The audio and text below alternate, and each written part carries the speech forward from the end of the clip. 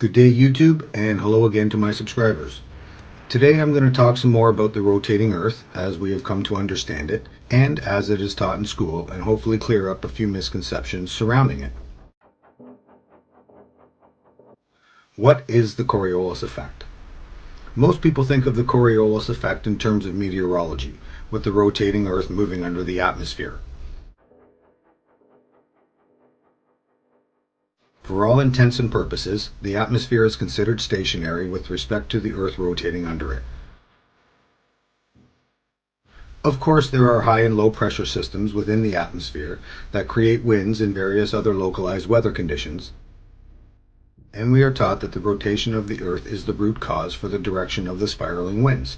For example, large weather patterns such as hurricanes rotate in opposite directions in the northern and southern hemispheres. This is all due to friction at the surface, where the dirt meets the air above it. We are told that the ground effects on a micro level are so minuscule that we don't feel its immediate effects locally, but on a macro scale, over vast distances, the friction between the stationary atmosphere and the dirt surface is said to be the root cause of the spiral wind directions in the two hemispheres. One common misconception I often hear is that the atmosphere is somehow tattooed to the rotating Earth and they move as one unit, so to speak. This statement could be perceived as true, likely because it reflects what we observe in our natural world. We don't perceive any motion whatsoever, not even the slightest consistent microbreeze from the east as we rotate under the atmosphere. Now, anyone that gives this a moment's thought will soon realize that in order for there to be any friction at all between the atmosphere and the surface, there must first be a difference in speed and a point of contact. It's Physics 101. And according to the bare-bone fundamental premise of meteorology, of how a rotating Earth must interact on a physical level with the atmosphere above it, we can safely assume that the tattooed rotating system is not a valid statement and simply a rumor and a misconception. There would be no need to teach Coriolis in the physical Earth sciences because there would be no detachment between the Earth and the atmosphere, resulting in no cause for friction and ultimately no Coriolis. Another way to confirm this misconception to be a misconception is to review what we were taught as children about the Coriolis effect and objects that are detached from the surface and moving freely over the Earth.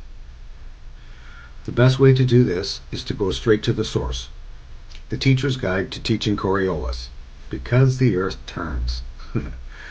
Brought to you by none other than the Meteorological Society of America, and supported by the National Science Foundation. Now, everything we need to know is right here on the first page.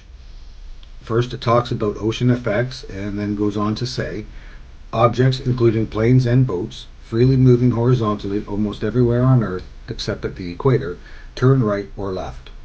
The turning of the moving object's path, as seen from our vantage point on Earth, is the Coriolis effect. You have no idea how hard it is to keep my opinions in check at this moment, but I digress. Moving on. Why does this curved motion occur? Aren't objects that are moving freely and unconstrained in horizontal directions supposed to move in a straight path? As described by Sir Isaac Newton's first law of motion, an object in motion should remain in motion in a straight line unless acted upon by an outside force. Blah, blah, blah. If there is no horizontal force acting on the object to make this happen, there must be another explanation. There is. The Earth is turning underneath the moving object. That is, the Earth rotates. All motion must be measured with respect to something, and the Earth is our frame of reference. Earth is so immense that we usually think of it as stationary, and it's probably because it is.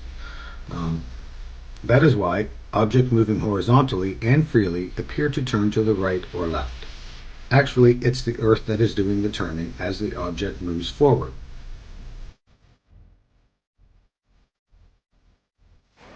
Now, there is only one definition for unconstrained, and only one way to interpret free moving. So the object that is now detached from the rotating surface is indeed free to move in any direction, according to Newton's first law. And by being detached from the rotating surface, it becomes bound to the same atmosphere that science claims is the root cause of Coriolis due to friction where the dirt meets the air.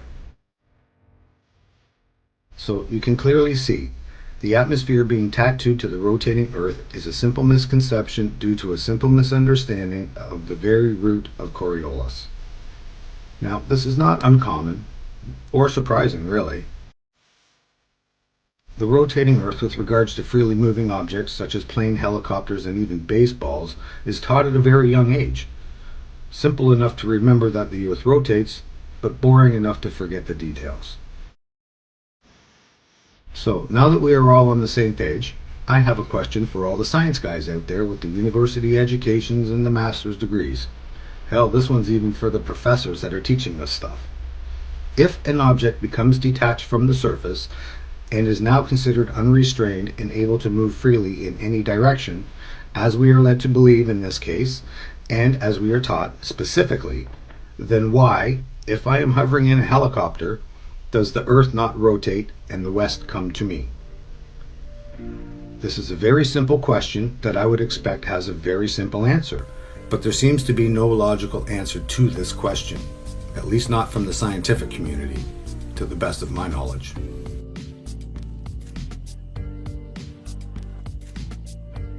I have posed this question in the form of a cannon being fired straight up and occasionally landing back into the barrel it was fired from, and the only answer I have come across that is even remotely on the cusp of making sense is the argument that maybe inertia, relative motion, or horizontal velocity plays a role in this. Regardless of the title they choose, they often post a link to this video or various other animations showing the same type of thing. They will use this as the reason why a cannonball can sometimes land back in barrel. This is the same excuse used for a hovering helicopter, as the helicopter is believed to maintain the angular velocity of the Earth before it leaves the ground and is considered detached. All of the arguments fail to work in sync with the principal scientific foundation of the Coriolis effect as taught in our education system. The Earth rotates under the atmosphere and anything in that atmosphere, such as planes, helicopters, and even baseballs.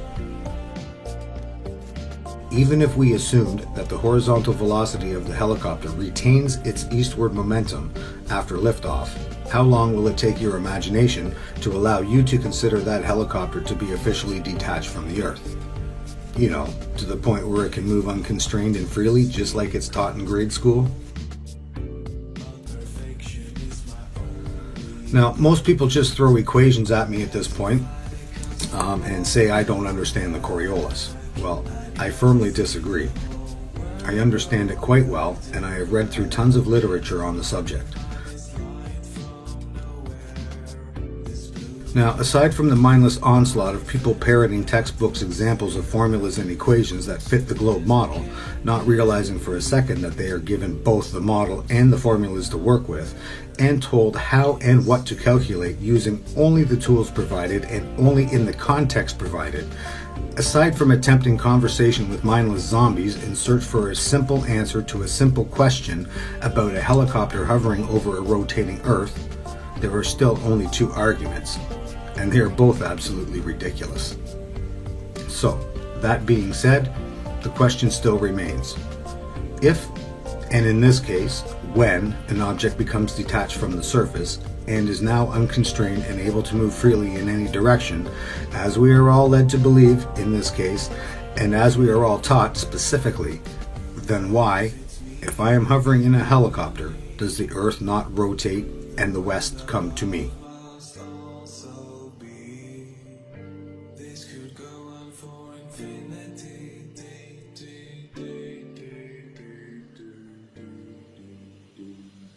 It's a very simple and logical question that should have a very simple and logical answer.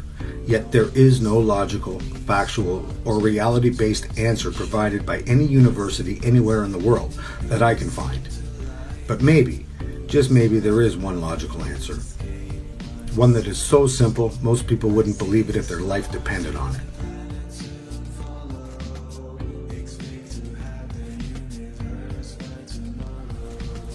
Maybe the Earth is not rotating.